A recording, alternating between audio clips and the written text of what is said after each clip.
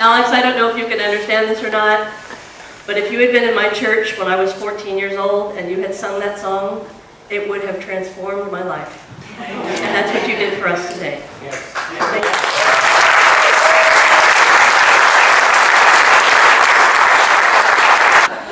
So today is Palm Sunday.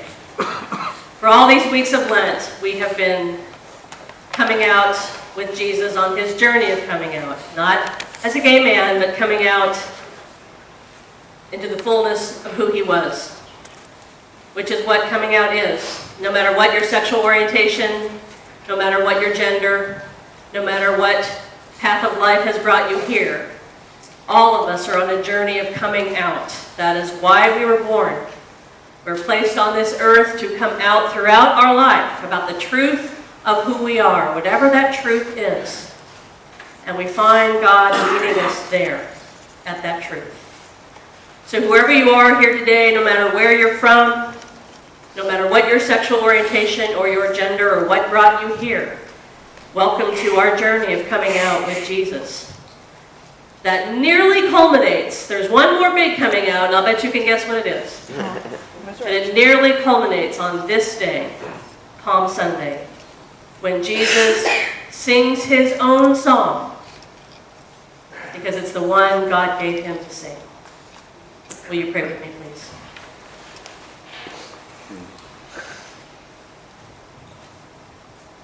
God, thank you this day for our voices. Whether we sing or not, God, you have given each one of us a voice, a truth, a power that comes from you, God, not from us, but from you living in us, that your Holy Spirit longs to bring forth from us, to share our truth of who we are, of how we are uniquely made in your image, to share that voice with our world. And God, as we always strive to do, we look today to Jesus to learn how to do that. And God, as we watch his example again once more today, help us to understand in 2017 the magnitude of what he did thousands of years ago that still shapes our existence. Help us, God, to understand the power, the transforming power of what he did and how he calls us to do the same. And may the words of my mouth and the meditations of all of our hearts, God, bring us into the fullness of this journey together today. Amen. Amen. So Jesus, throughout his ministry, has been singing his song, and we've been seeing over all these weeks how it's been about healing people, and about speaking out against injustice, and about speaking out against religious oppression. Religion put on the backs of human beings that break those backs, that people break under judgment and requirement and rules. That he came to sing this song to liberate us from all of that. And as he was going along on this journey, a lot of people were following him more and more and more. They were overjoyed. They would see him heal people from illnesses and raise people from the dead and feed multitudes. And it gave them hope like they'd never had before. And all along the way, you could almost hear them. They're already composing the song that they want him to sing, the really big song. The Broadway finale, if you will. And they want that song, I'm not going to sing it, but they want it to go something like, he's going to overthrow Rome. He's going to liberate us finally. It's beautiful, honey. Thank you.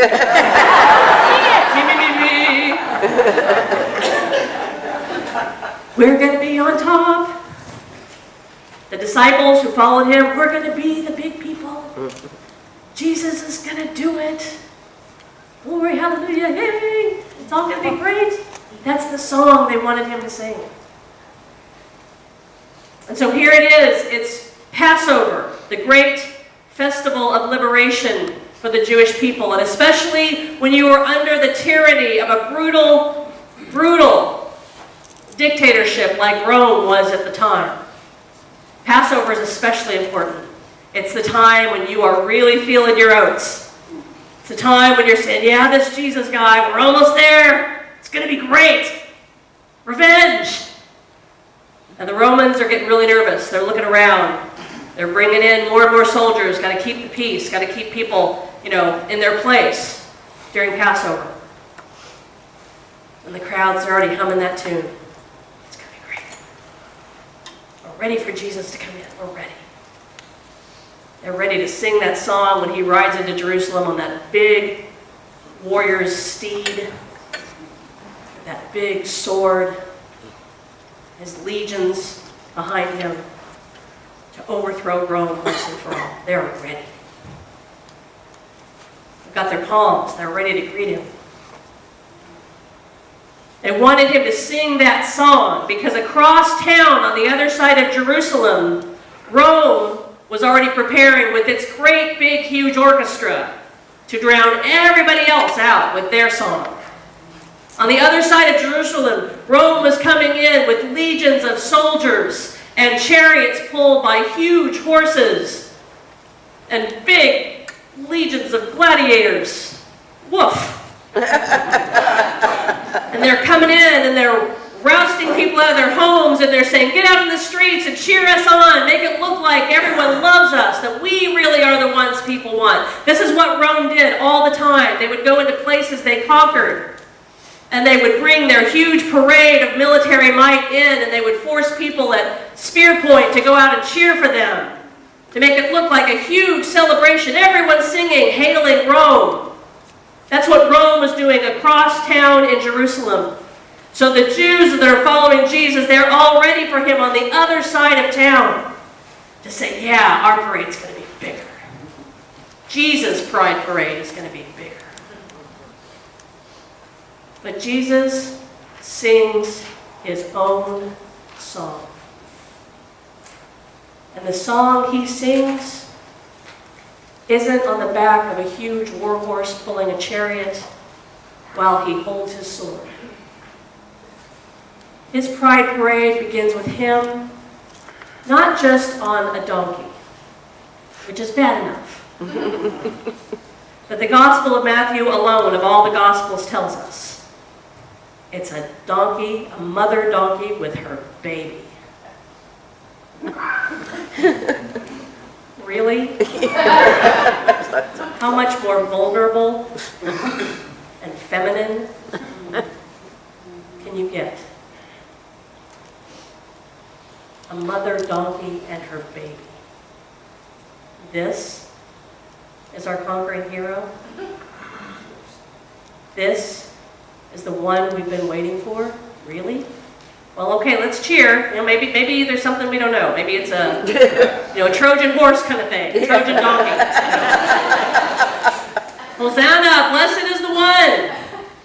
And I think their cheers were genuine. I think they had faith. They were hoping. Blessed is the one who comes in the name of our God. We're not sure about this song he's singing, but okay, we're going to keep singing our own here, and maybe he'll join us. But just as he did for his whole ministry, Jesus sang the song God gave him to sing. And his song went like this. In God's realm, there's no war. In God's realm, there's no refugees. In God's realm, there's no sarin. And in God's realm, there's no dead babies. In God's realm, there's no tomahawk missiles. In God's realm, there's enough food for everybody. In God's realm, there's peace. And here is how we sing that song together. We choose motherhood. We choose the vulnerable, creatures great and small. We choose to sing a different song. And he began to sing that song louder than he ever had before as he entered Jerusalem. And that's where he got into big trouble. Because when he brought that parade in, really as a way of flaunting it in the face of what Rome was doing. And when the religious authorities saw that they could offer him up as a sacrificial lamb during Passover, so it would sort of pacify the Romans. Let's give them somebody. Let's give them one of us, and then they won't come and kill all of us. Their motives were understandable, honestly. That's when he got into big trouble. And let's admit it. If you're going to sing your own song, if you're going to tell the truth that God has given you to tell, you might get into trouble. As I've learned from my recovery friends, when you stop pleasing people, people stop being pleased.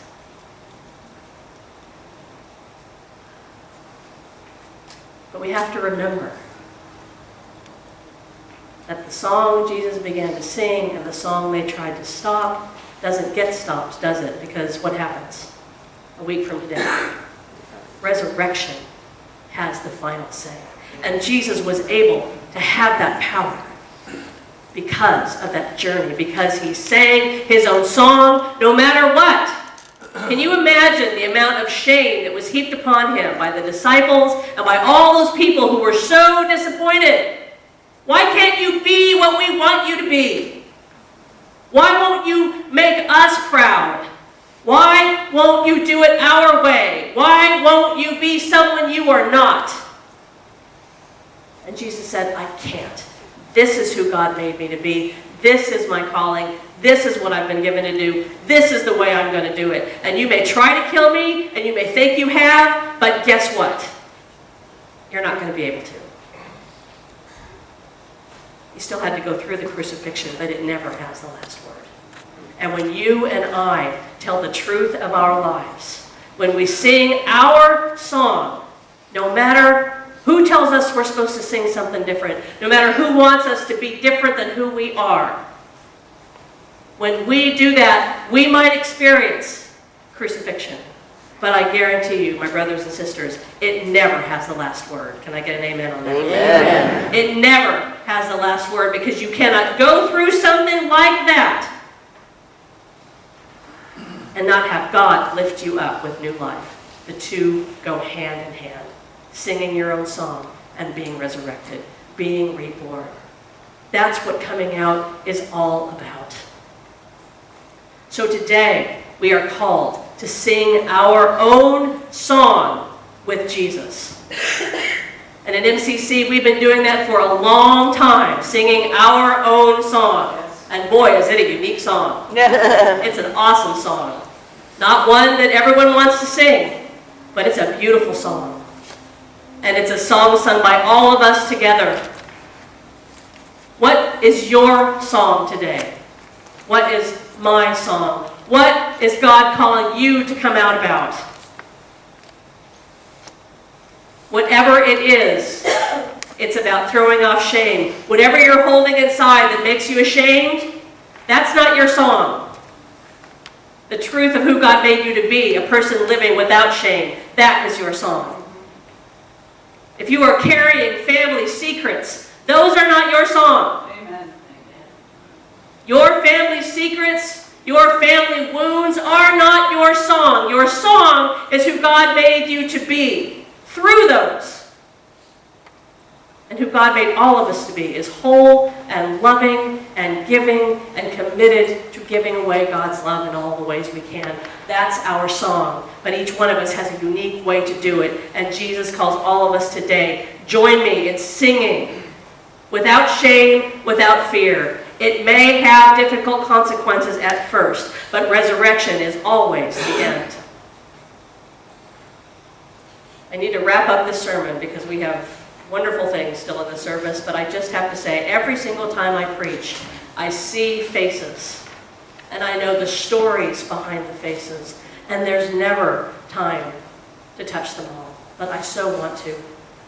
There are people in this congregation sitting right here today who are rock bottom ashamed of being gay. And have been their whole lives. That's not your song. Your song God gave you is to love who you love with joy. Amen. With gratitude. Because two men loving each other is a beautiful thing. Amen. Two women loving each other is an amazingly beautiful thing. Two people of the opposite gender loving each other is a wonderful thing, because love is love is love. Yes. Right. People living out their gender, whatever that is. Maybe one day you are a high femme and the next you are a leather butch or something in the middle. It doesn't matter. Because God, all of God's facets live in us. If you are here today and you are sick to death of the stigma of bearing HIV in your body, that stigma is not your song. Your song is that you are a precious and beloved child of God, and you are a gift to all of us. That is your song. If you are here today and you are living with a debilitating disease or depression and you are just convinced that God has abandoned you, that is not your song. Your song is in the hearts of everyone around you who love you. And God's love is trying to get to you through them. So listen to their song and sing it with them. Let's sing together, because God has a song for all of us. And Jesus walked that path in Jerusalem to show us it's a hard thing to do.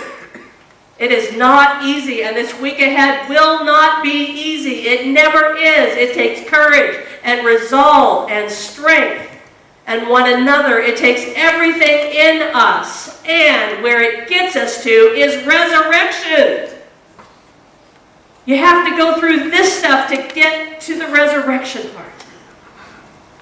And it is such an amazing experience when you know that Jesus has traveled that whole journey and none of us is alone, because he's with us on it. So let this be this song we sing in the week ahead. Because this place has always been a place of profound spiritual music, has it not? Yes. And God has a whole symphony for us still to share. Amen. Amen.